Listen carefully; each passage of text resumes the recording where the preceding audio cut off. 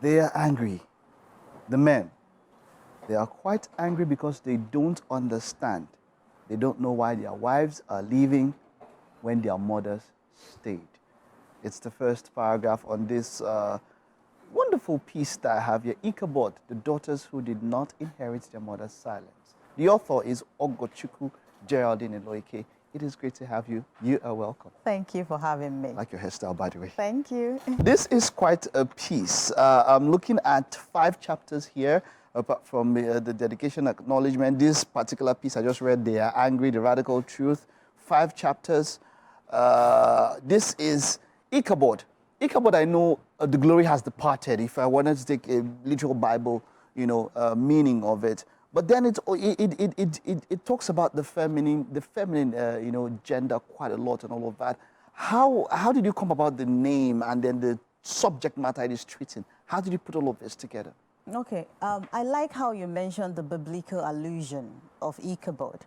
It means the departed glory, the lost glory. So in this context, it's being used for women who inherited the silence culture. The silence culture is every impediment that hinders you as a woman for being authentic or pursuing your purpose. So if you inherit the silence culture, the glory will lose in you. A woman is beautiful in her entirety. But if you learn to live by the sideline, it's not how you're designed to be. You are meant to subdue the earth. You are meant to multiply. You are meant to be fruitful.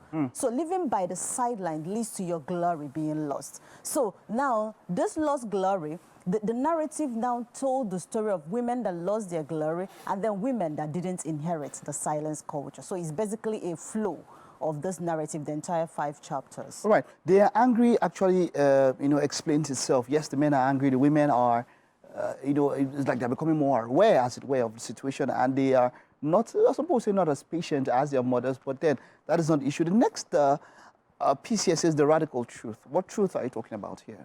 The truth that women are not a choice. They're not the alternative. They are the choice. If you look at the first chapter, there's a quote I had there.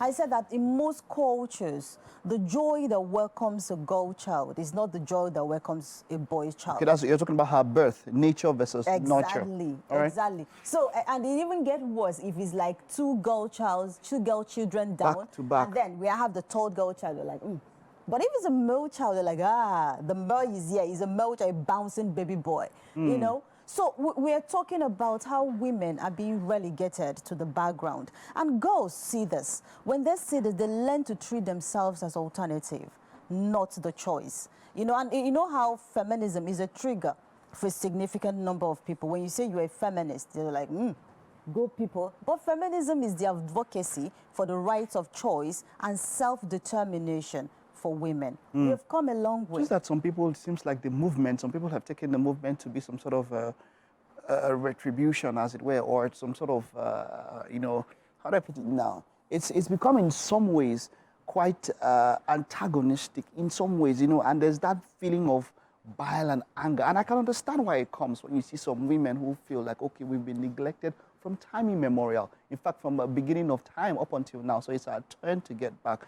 But you are saying, I want to get your own perspective on feminism, as it were. Yeah, what are your thoughts on the movement as it is?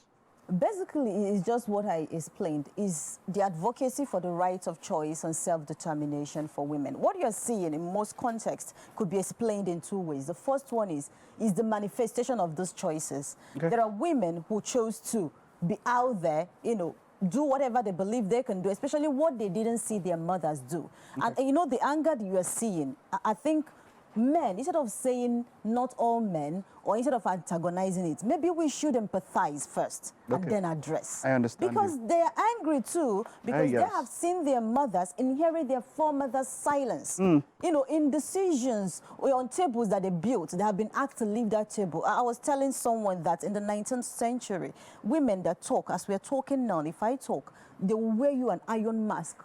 So to know that you talk a lot, you wait and be going around on the streets. Women have come a long way. The first thing we can do is to empathize. Empathize with the struggle. I like that because with that way you can, you can share and understand where the person is coming from, and then we live in some sort of a symbiotic relationship, as it were, both ways. It's quite interesting here, chapter 3, 4, 5. Let's round up because we have quite a short time. Know the biases, break them all. I like that chapter heading. What are you talking about then when you say know the biases, break them all? So we outlined some of those biases, saying a woman's education ends in kitchen. When a woman says she doesn't like a certain food, you're like, what if your husband likes it? No, we're talking about her. As a person. She's a choice. She doesn't like it. Can we talk about her? Can we learn to treat women as individuals, not as alternatives? Wonderful. So we listed the biases in the book, and if you go through the book, it's just a journey. Have self-awareness, how to deal with emotions, because some of the things that keep women down is emotions.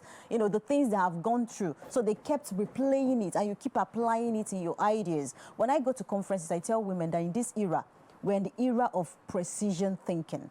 You say to yourself, what are the decisions I have to make from now to the next 5 years that will lead me to where I want to be?